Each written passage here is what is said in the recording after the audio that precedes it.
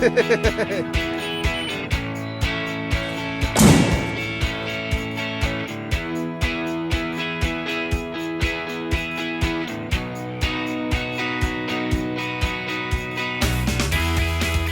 yeah, I grew up here in Pine Bluff, and I say by way of Altamont and Wabaseke area, but that's where really I got my agriculture background.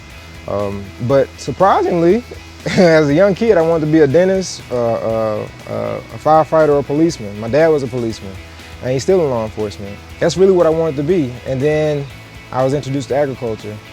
And there was something about that dirt, there was something about freshly tilled field and big equipment that I really loved.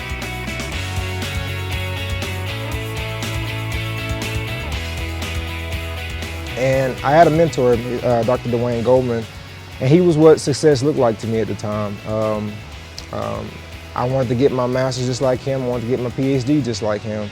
I wanted to go to prominent or nice institutions, and I did. But along the way, I grew up, and I wanted to learn more scientific stuff about agriculture, whether it came from herbicide breeding programs, whether it came from genetic material. I just really wanted to learn more and more about it.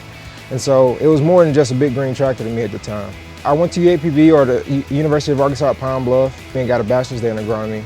And so after that, I went to the University of Arkansas at Fayetteville, and was afforded an opportunity with a wheat breeding program under Dr. Eston Mason. And so it was a very eye-opening opportunity, both institutions, very challenging, and I learned who I was, not just the material.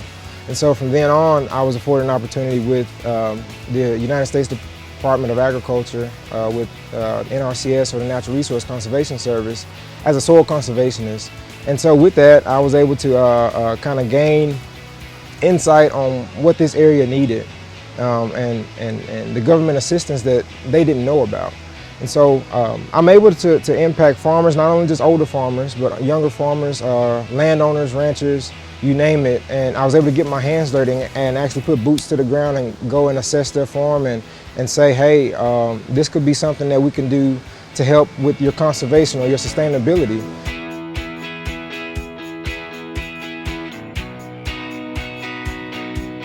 It wasn't just getting my boots on the ground, because I still had this technological experience that I gained while in university or while in college. And so I was able to apply that as well. And the next generation of agriculture is technology, whether that's drones, computers, programming, software, whether that's statistics. It's a wide variety. I like to inspire all young people that I can to go into agriculture, because they think it's just, you know, horses, tractors, plows, and slinging dirt and planting crops. But that's just not it.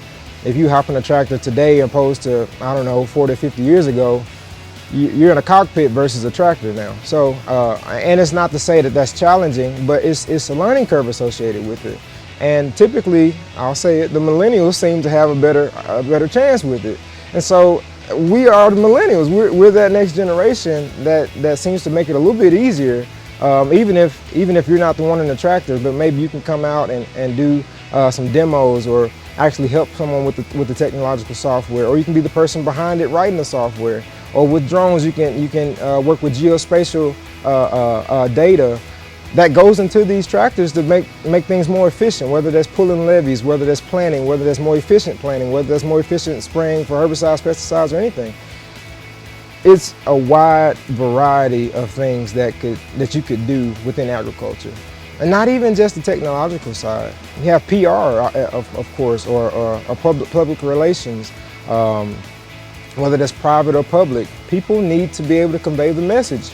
And so that was another thing, or another reason why I really enjoyed being with NRCS, because not only am I boots to the ground, but I'm able to convey that message, even with government assistance, or whether that's geospatial data, or whether it's GPS things with the tractor, or more efficient planting. I'm kind of everywhere with it, keeping them profitable, sustainable, all while being conservative with the property that they have, whether it's with soil, whether it's with water.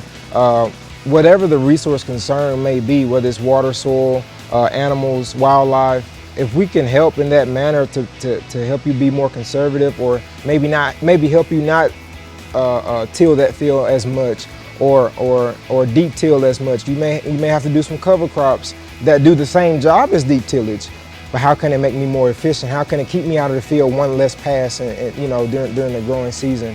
I may not have to spray as much for herbicides and stuff like that if I use cover crops to help in that. That's another challenge of mine that I've been able to pick up being with NRCS, and it challenges me every single day, just by going to different sites. And this is my second location. I've been in Pine Bluff, and it's like home. I know pretty much all the resource concerns here. So you can make it what you want to make it. I think that's what ag is, making it what you want to make it. That's what I believe anyway.